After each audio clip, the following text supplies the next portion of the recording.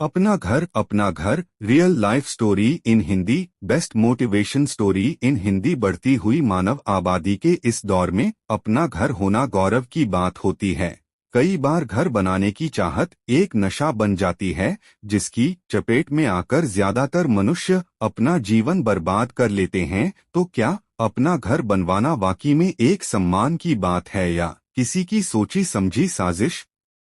इसे समझने के लिए आइए चलते हैं इस खूबसूरत कहानी की ओर, जिसका नाम है अपना घर। विनय शहर में एक किराए के घर में अपनी पत्नी और 2 बच्चों के साथ रहता था। वह एक निजी कंपनी में लिपिक के तौर पर कार्यरत था। कई साल नौकरी करने के बाद विनय ने थोड़े बहुत पैसे जोड़े थे, जिनसे वह अपना घर खरीदना चाहता था। विनय एक दिन अपनी पत्नी और बच्चों के साथ एक मकान देखने जाता है। उसे मकान बहुत अच्छा लगता है, लेकिन मकान की कीमत सुनते ही वह मना कर देता है। दरअसल मकान की कीमत उसकी हैसियत से दोगुनी थी, लेकिन फिर भी उसकी पत्नी ने उसकी हिम्मत बढ़ाते हुए उसे यही मकान लेने को कहा। विनय अपनी पत्नी और बच्चों की खुशी के लिए बैंक ऋण लेकर वही घर खरीद लेता है। घर खरीदते ही विनय की हैसियत उसके परिवार और समाज में बढ़ जाती है। धीरे धीरे विनय को अपने घर का घमंड होने लगा और अब वह अकड़कर चलना सीख गया था। लेकिन कुछ ही महीनों के अंदर विनय की खुशी गम में बदलने लगी। ब्याज पर लिए गए ऋण की वजह से विनय की आधी वेतन कट जाती थी। शुरू में तो विनय को इसका कोई फर्क नहीं पड़ा, लेकिन जैसे ही खर्चे बढ़ने लगे तो उसे अपनी आर्थिक स्थिति की चिंता सताने लगी। फिर भी विनय जोड़ तोड़ करके अपना घर चला ही रहा था। लेकिन एक दिन अचानक विनय के छोटे बेटे की तबीयत खराब हो जाती है, जिससे वह डर जाता है और अपने बेटे को लेकर अस्पताल भागता है। अस्पताल में इलाज के दौरान पता चलता है कि बच्चे को कैंसर है और उसका ऑपरेशन करना बहुत जरूरी है, नहीं तो उसकी जान को खतरा हो सकता है।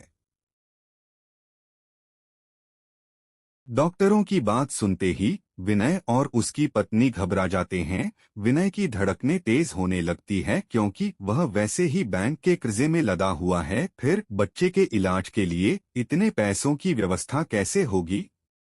विनय को कुछ समझ में नहीं आ रहा था। उसकी पत्नी ने उसे दिलासा देते हुए पूछा, क्या तुम्हारी कंपनी हमारी कोई मदद नहीं करेगी? विनय ने कहा, हम पहले ही कर्ज ले चुके हैं, बैंक हमें दोबारा कर्ज नहीं देगा। इतना कहकर विनय अपने कुछ दोस्तों और रिश्तेदारों के पास मदद के लिए पहुंचता है, लेकिन वहां भी उसे निराशा ही हाथ लगती है।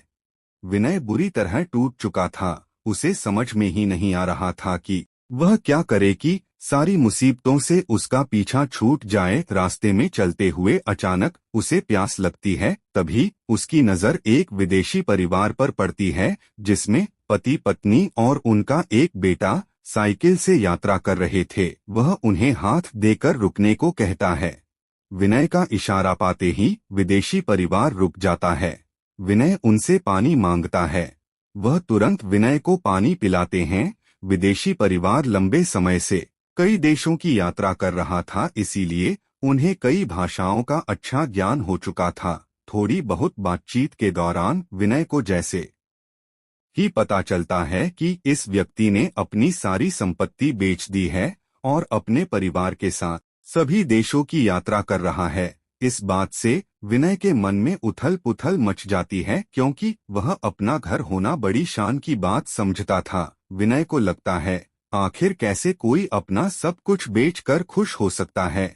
विनय के चेहरे के हाव भाव देखकर विदेशी व्यक्ति को उसके दिमाग में चल रही उलझन साफ नजर आने लगी। विनय के विचलित मन को शांत करने के लिए उस व्यक्ति ने विनय से कहा, मेरा मानना है कि पूरी दुनिया ही मेरा घर है, फिर किसी एक कोने पर अपना अधिकार जताकर मैं इतना बड़ी पृथ्वी को पराया कैसे कर दूं? आज मैं पूरी दुनिया के किसी भी कोने में बिना चिंता के रह सकता हूँ, लेकिन यदि मेरा अपना मकान होता तो शायद मुझे उसकी देख रेख के लिए ज्यादा परेशान होना पड़ता। तभी विनय ने उन्हें रोकते हुए कहा, तो क्या हम अपना घर ही ना बनाए? तभी उस व्यक्ति ने कहा, घर तो पशु पक्षी भी बनाते हैं, लेकिन उस पर पूरी जिंदगी निर्भर नहीं रहते, क्योंकि हर जीव की आज़ादी ही उनका परम लक्ष्य है। फिर फिजूल का बंधन पालकर जीवन क्यों जिया जाए?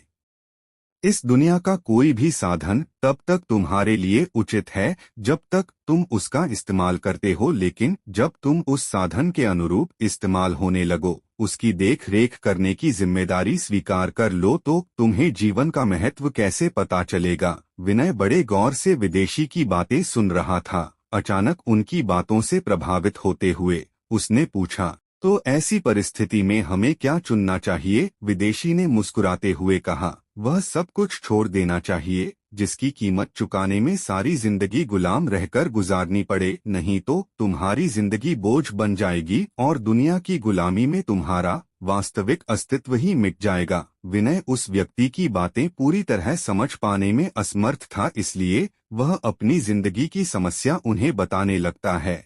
वह तुरंत उसे कहते हैं, तुम्हें अपना घर बेच देना चाहिए। उसकी बात सुनते ही विनय नाराज हो जाता है और कहता है, मेरे घर से मेरी भावनाएं जुड़ी है, मेरी पत्नी और बच्चों का वक्त वहां गुजरा है, फिर वह घर मैं कैसे छोड़ सकता हूं? तभी उन्होंने मुस्कुराते हुए कहा, जैसे एक दिन तुम यह दुनिया छोड़कर जाओगे। इस बात से विनय का मुंह बंद हो जाता है। विदेशी व्यक्ति अपनी बात आगे रखते हुए कहते हैं, तुम्हें समझना होगा कि दुनिया की अर्थव्यवस्था चलाने के लिए सामाजिक सोच को बदलना बहुत जरूरी होता है, और इसी योजना के तहत बैंक जैसी बड़ी बड़ी संस्थाओं के द्वारा मीडिया के माध्यम से हमारे दिमाग में यह भावना डाली गई है कि अपना घर होना सम्मान की बात है, और हमें मानसिक तौर पर इसी बात को सत्य मान रखा है, जिससे तुम्हारी जिंदगी में खुशियां आई हो या नहीं, लेकिन बैंकों ने कर्ज के माध्यम से तुम्हें अपना गुलाम जरूर बना लिया है। बस फिर क्या था? विनय को एहसास होता है कि घर ही उसके मुसीबत की जड़ है।